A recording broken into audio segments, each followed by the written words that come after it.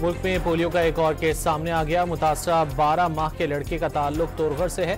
2025 में polio cases की मजमूई तादाद 30 हो गई।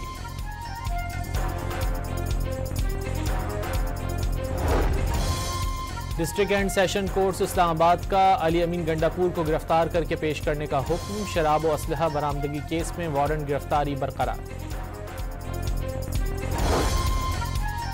सिंध हाई कोर्ट के कायम मकाम चीफ जस्टिस ने सिविल जज और मजिस्ट्रेट कंबर सैयद करम अली शाह को मिसकंडक्ट, नाअहली और इख्तियारात के गलत इस्तेमाल के इल्जामात पर मुअत्तल कर दिया।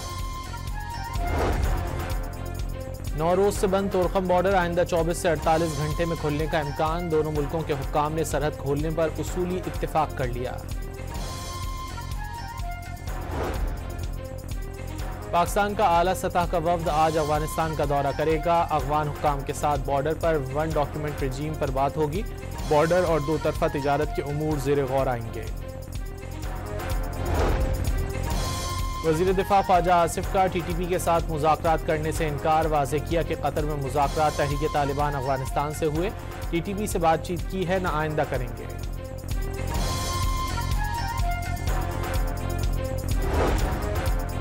कराची के इलाके नॉर्थ नाज़िमाबाद में बाप ने 2 बेटियों को गला काट कर मार डाला। मुलजिम गिरफ्तार। मुलजिम बेरोजगार और कर्जे में जकड़ा हुआ था। पुलिस की इब्तिदाई रिपोर्ट। नई दिल्ली की फ़ज़ाई आलूदगी 613 AQI हो गई। दुनिया के आलूदा तरीन शहरों की फहरिस्त में पहले नंबर पर आ गया। आलूदा शहरों की फहरिस्त में लाहौर का दूसरा नंबर।